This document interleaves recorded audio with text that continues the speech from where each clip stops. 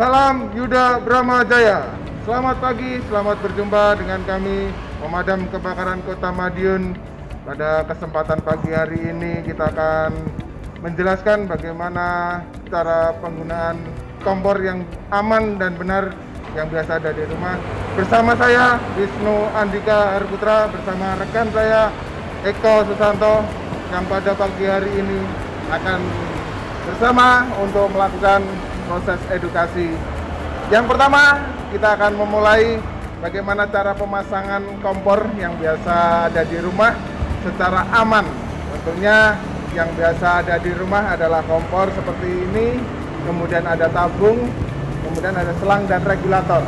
Baik, yang pertama adalah caranya cukup sederhana, hanya masukkan tanpa ditekan, kemudian goyang-goyangkan langsung tutup. Secara aman, ini akan mengalir menuju ke kompor.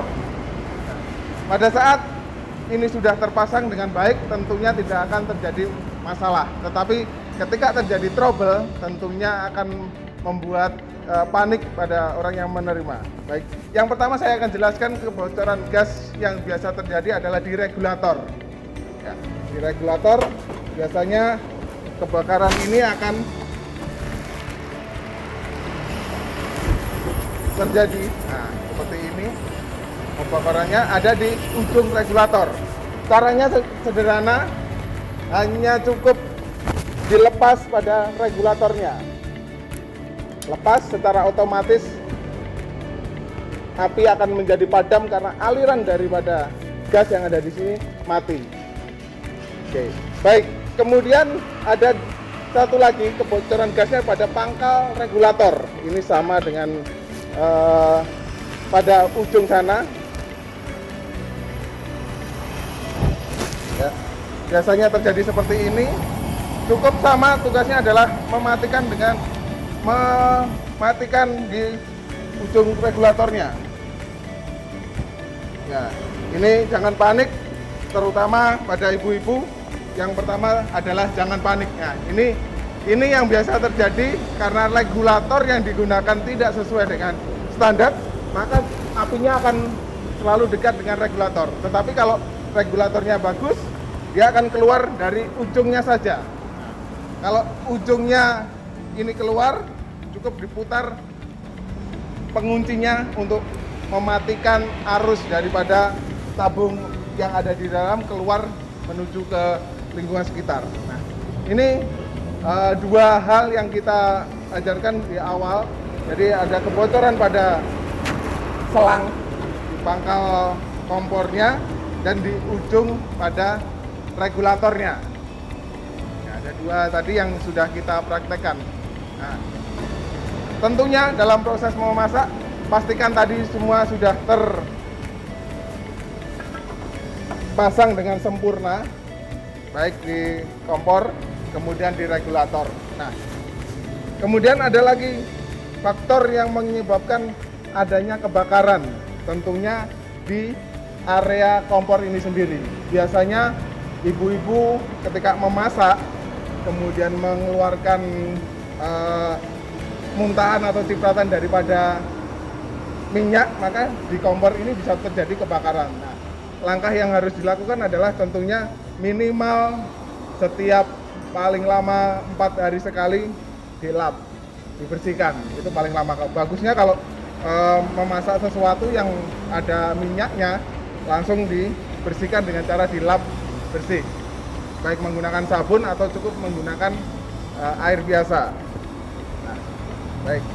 Kemudian bagaimana caranya ketika terjadi kebakarannya di dalam kompor ini sendiri, karena titik didih tertentu kita lupa mematikan, kemudian keluar, terjadi kebakaran di atas tungku yang kita masak, kemudian ada kebocoran gas yang ada di bawah. Jadi dua kasus yang terjadi sekaligus. Ingat, kunci pertama dalam proses pemadaman adalah tidak panik.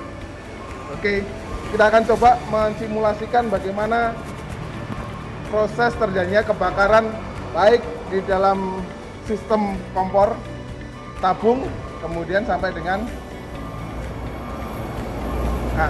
kita akan coba. Nah, ini biasanya terjadi ada di kompornya, di tungkunya, kemudian di selang regulatornya. Kita akan coba padamkan. Langkah yang pertama adalah matikan pada sumber. Jadi semua aktivitas, semua masalah itu ketika kita sudah putuskan dari regulator, maka dia akan aman. Langkah pertama yang harus kita lakukan adalah ini. Kemudian menjauhkan tabung dari tempat kebakaran. Selanjutnya adalah ketika Bapak Ibu di rumah punya karung goni atau apapun, handuk, spray, selimut yang bisa menyimpan air, bisa dilakukan proses pemadaman dengan cara menyelimuti. Bagaimana caranya? Cukup diletakkan, ditutupkan pada media yang terbakar. Cukup pelan saja. Yakinkan bahwa semua tertutup rapat.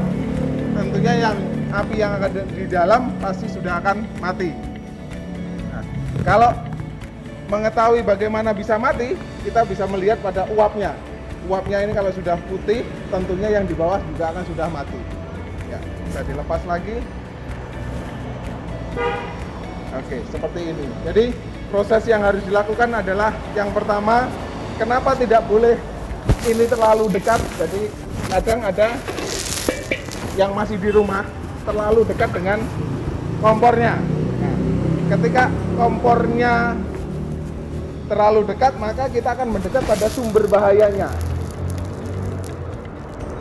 Ada sumber bahaya ini tentunya akan membuat repot pada diri kita. Maka letakkan tabung ini lebih jauh pada kompornya. Baik, itu yang bisa kita sampaikan kepada pemirsa yang ada di rumah, bahwa edukasi kebakaran gas tidak berbahaya selama kita mampu untuk mengatasi diri kita. Yang pertama adalah tidak panik, yang kedua adalah mengetahui SOP-nya. SOP yang pertama kita kembalikan, jauhkan, putuskan sumber gas dari tabungnya, keluar dari regulator, regulator aman, tabung jauhkan, kemudian matikan pada sumbernya. Terima kasih dari Damkar Kota Madiun. Saya Wisnu Andika bersama rekan saya Eko mengucapkan banyak terima kasih. Semoga kebakaran yang ada di rumah tangga bisa diatasi secara mandiri sehingga meminimalisir terhadap adanya kerugian. Dan salam Yuda Bramajaya.